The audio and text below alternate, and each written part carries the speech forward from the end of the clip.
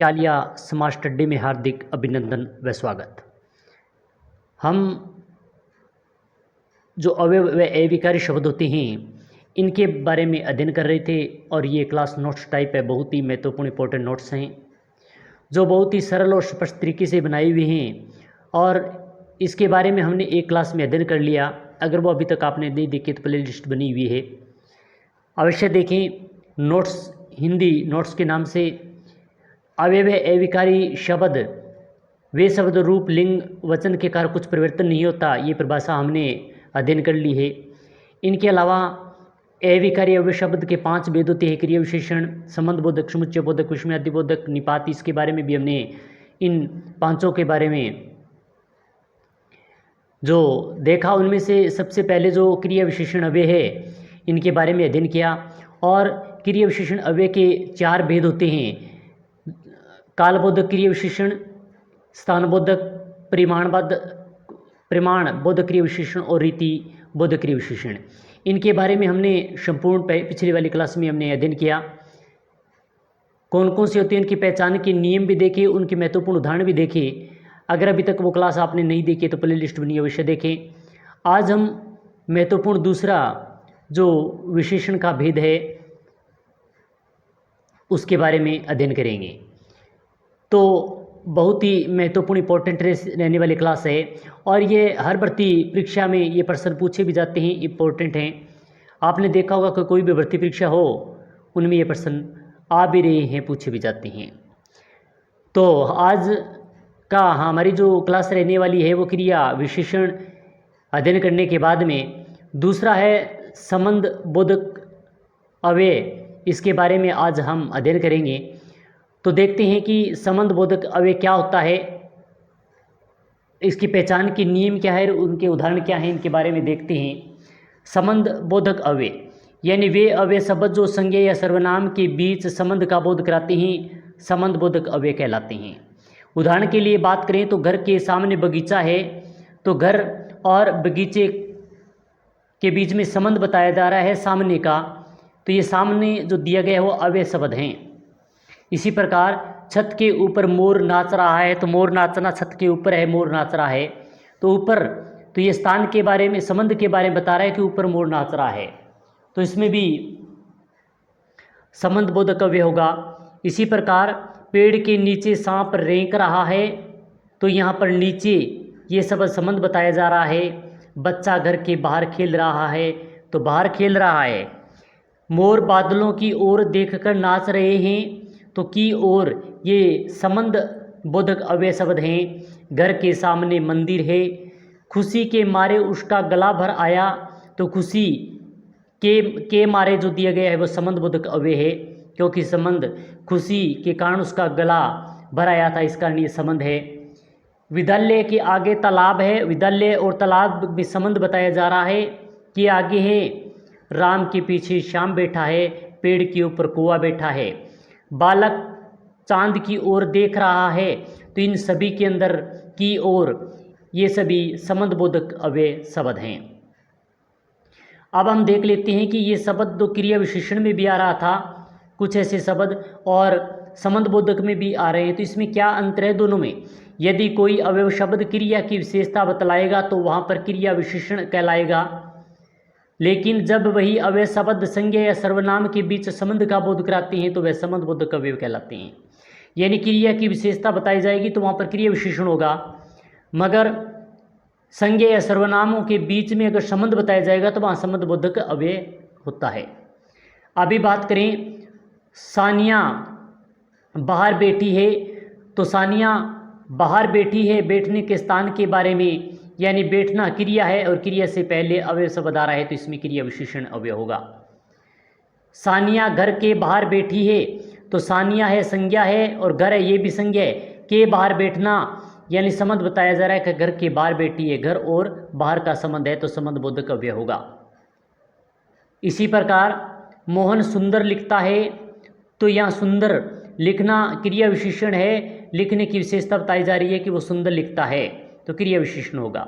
मोहन सोहन से सुंदर लिखता है, तो इसमें संबंध बताया जा रहा है कि मोहन और सोहन है इन दोनों से सुंदर लिखता है, तो ये संबंध बोधक अव्यय होगा।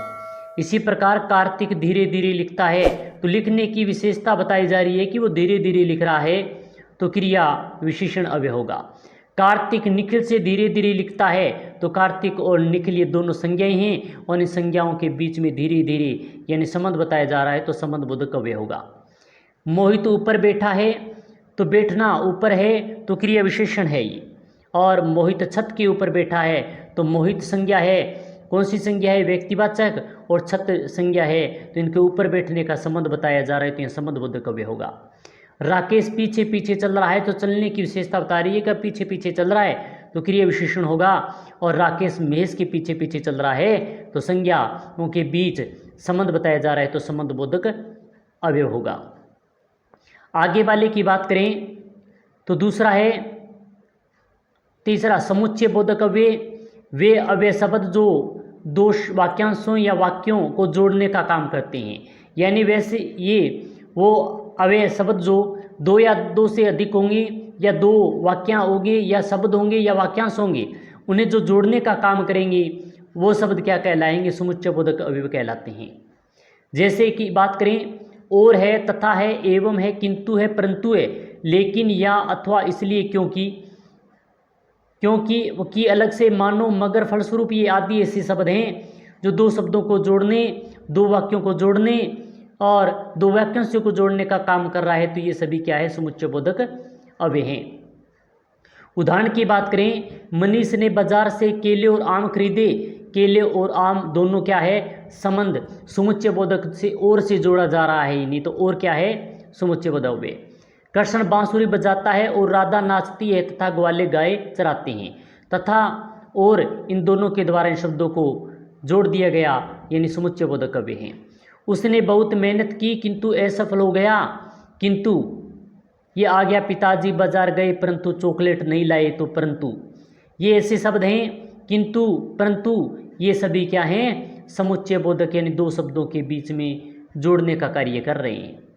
घर में रहो अन्यथा बीमार पड़ जाओगे, अन्यथा ये शब्द आ गया। वह बहुत ही गरीब है लेकिन बेईमान नहीं, लेकिन बेईमान, तो इसमें ये भी समुच्चय बोधक दो शब्दों को गरीब और बेईमान के बीच में संबंध बताया, समुच्चय बोधक शब्द से जोड़ रहे हैं। वर्षा रुक गई इसलिए मोर नाच उठे।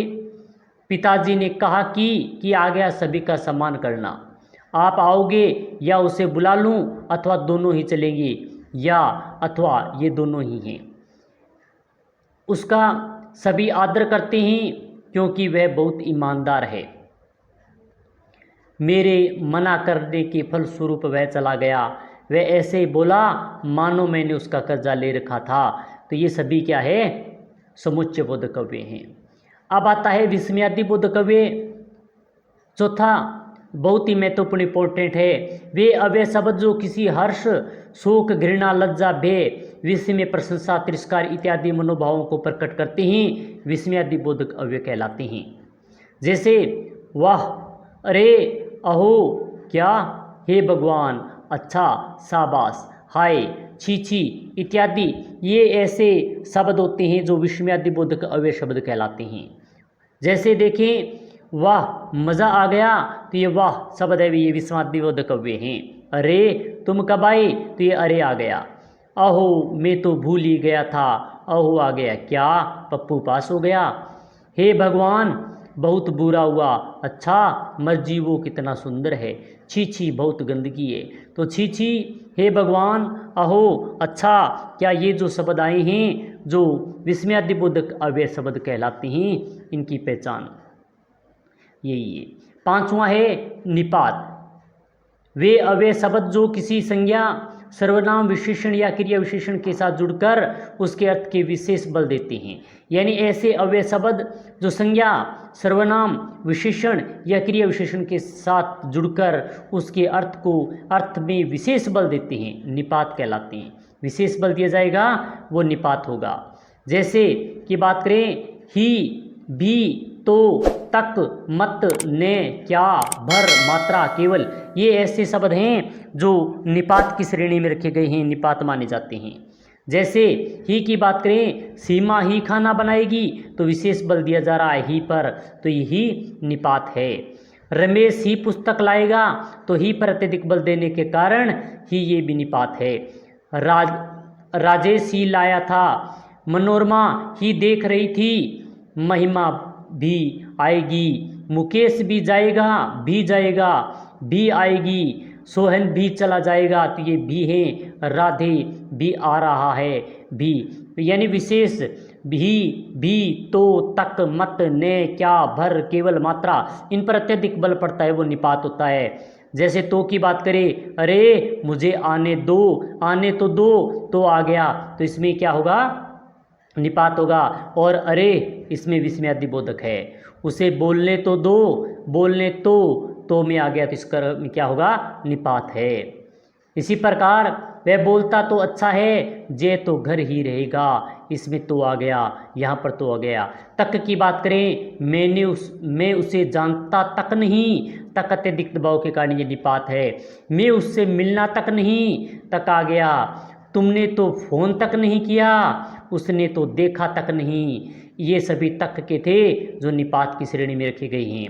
मत, इधर मत देखो, उसकी ओर मत जाओ, ये ओर जो दिया गया है, मत देखो मत जाओ, तो ये मत, सामने मत बैठो, बाहर मत निकलो, ये सभी मत के हैं, ये निपात हैं। न की बात करें, तुम यह पुस्तक मुझे दोगे न, ये न आ गया। तुम मेरी बात मानोगे न, ये निपात है। तुम यह कार्य करोगे न, ये भी निपात है। आप कल जोधपुर आओगे न, ये न आ गया, तो ये भी निपात है। क्या की बात करें, फिर मैं करूं क्या, प्रश्नवाचक आ गया। साथ में इसमें क्या है, तो निपात है। मैंने आपसे कहा था क्या। अब इसके बाद में भर है, मैं उसे जानता भर हूँ, 4 शब्द भर पढ़ने से कुछ नहीं होता। चाय के लिए पाव भर दूध लाओ, उसने एक पल भर देखा, तो ये भर शब्द हैं, ये सभी क्या हैं, निपात की श्रेणी में माने गए हैं। अब केवल और मात्रा की बात करें, बस केवल इतना मिलेगा, मुझे मात्र 10 रुपये चाहिए, मात्र पर अत्यधिक दबाव के कारण निपात है। मुझे केवल देखना है, मुझे मात्र कहना था, केवल इतनी सी बात थी, केवल आ गया, मेरे पास मात्र 10 रुपये हैं। धन कमा लेने मात्र से जीवन सफल नहीं हो जाता, उसने पेट भर खाना खाया, तो ये सभी मात्र भर, ये सभी निपात की श्रेणी में रखे गए हैं। तो आज हमने बहुत ही महत्वपूर्ण अव्यय एविकारी शब्दों का अध्ययन किया।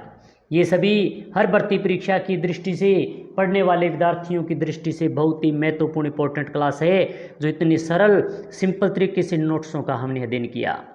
तो आशा है कि ये क्लास आपको अच्छी लगी होगी। अच्छी लगी तो लाइक करें, शेयर करें, क्योंकि इसके अलावा हमने एक अवयव एविकारी शब्द की पहली क्लास भी लेकर आए, जिसमें क्रिया विशेषण और क्रिया विशेषण के भेदों पर चर्चा की, तो वो भी अवश्य देखें। और आपका अगर अच्छी तरीके से सहयोग रहा, कमेंट के माध्यम से बताते रहे, तो हम संपूर्ण व्याकरण इसी नोट्स टाइप से करवाएंगे, जो आपके लिए रामबाण साबित होगी। फिर मिलते हैं इसी प्रकार की क्लास के साथ। जय हिंद, जय भारत।